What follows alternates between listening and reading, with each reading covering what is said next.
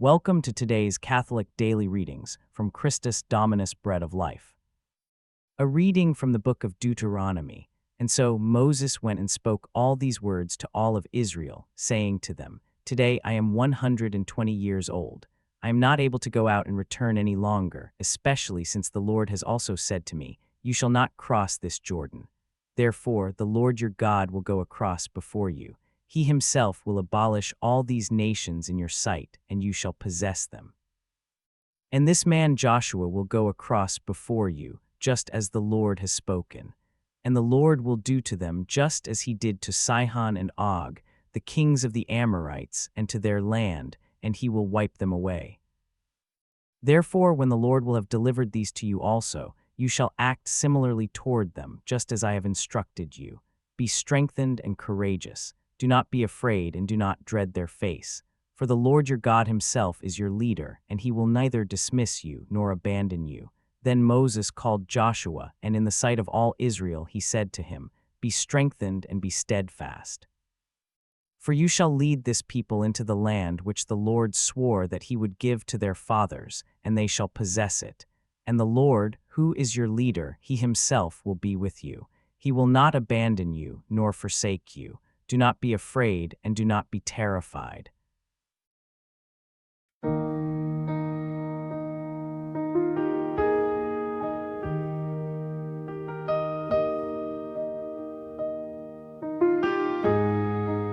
The portion of the Lord is his people.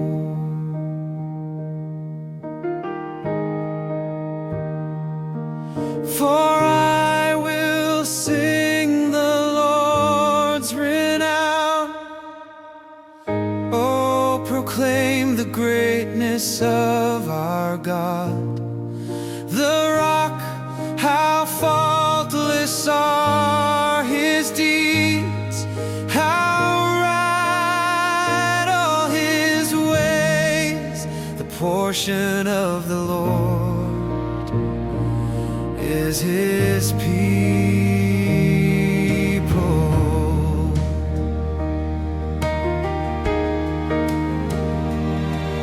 Think back on the days of old. Reflect on the years of age upon age. Ask your father and he will inform you. Ask your elders and they will tell you. The portion of the Lord is his people.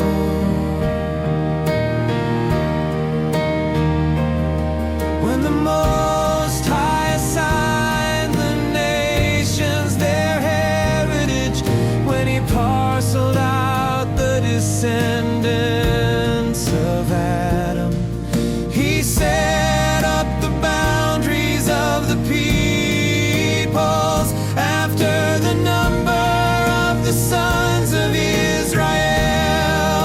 The portion of the Lord is his people.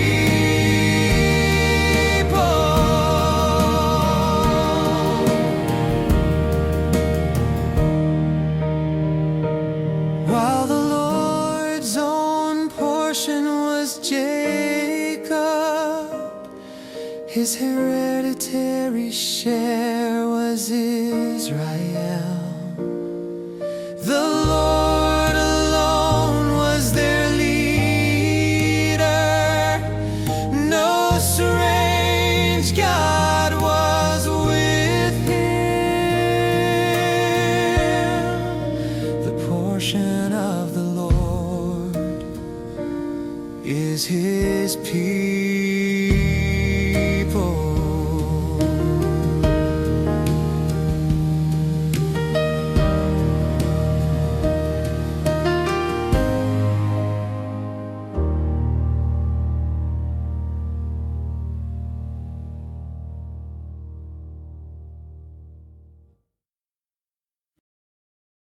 A reading from the Holy Gospel according to Matthew.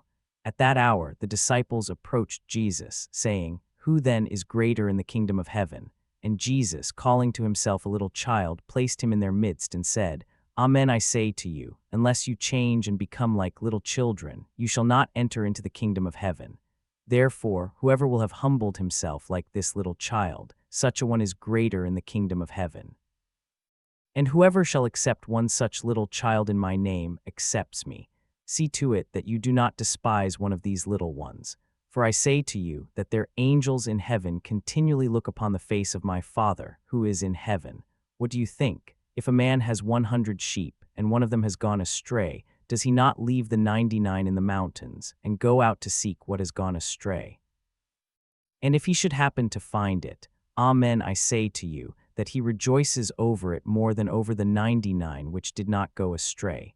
Even so, it is not the will of your Father, who is in heaven, that one of these little ones should perish. Join us for today's reflection. The disciples came to Jesus with a question that reveals everything about human nature. Who is the greatest in the kingdom of heaven? They had been walking with Jesus for months, watching him heal the sick, teach the crowds, and demonstrate the power of God. But instead of asking how they could serve better or love more deeply, they wanted to know about rankings, positions, and who would get the best seats. Jesus called a child over and put him in the middle of their circle. Unless you turn and become like children, you will never enter the kingdom of heaven. Whoever humbles himself like this child is the greatest in the kingdom of heaven. This wasn't a sentimental statement about how cute kids are. This was a radical redefinition of what greatness actually means. Children in first-century Palestine had no social status, no legal rights, no economic value. They were completely dependent on others for survival. They couldn't contribute anything meaningful to society. They were essentially nobodies. And Jesus said that's exactly who is greatest in his kingdom. Then he tells a parable that drives the point home even deeper. A shepherd has 100 sheep, and one wanders off and gets lost. What does he do? He leaves the 99 safe sheep and goes searching for the one that's missing. This makes no economic sense.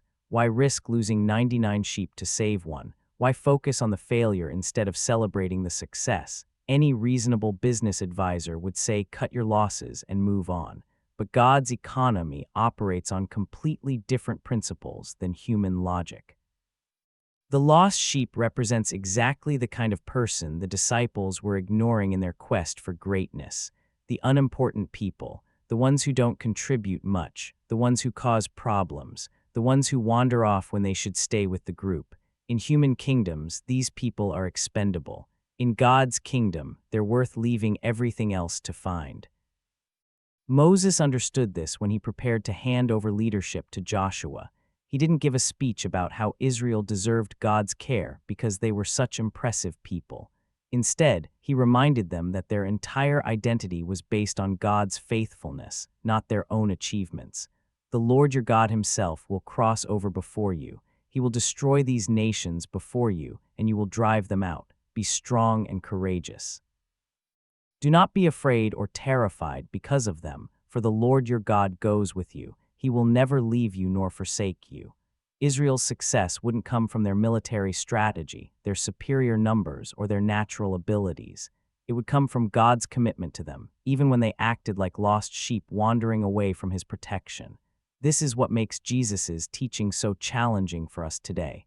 We live in a culture obsessed with rankings, achievements, and measurable success. We want to be important, influential, and impressive. We want to matter because of what we accomplish.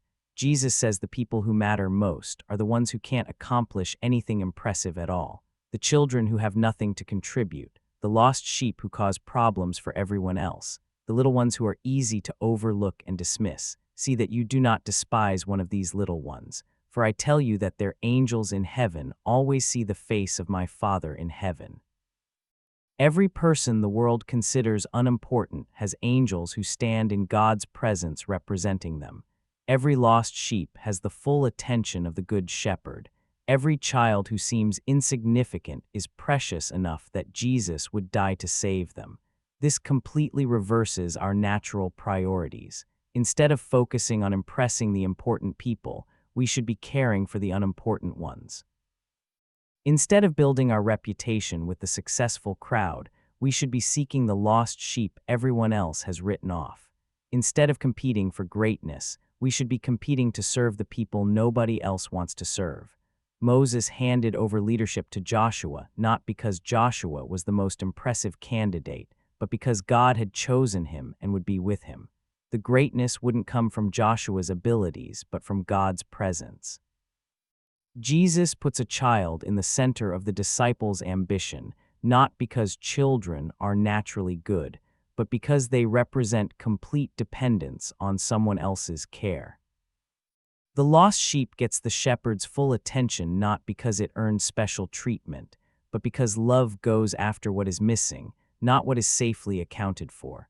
Your greatness in God's kingdom won't be measured by how many people look up to you, but by how carefully you look after the people everyone else overlooks. It won't be determined by your achievements, but by your willingness to become like a child who depends entirely on the Father's care.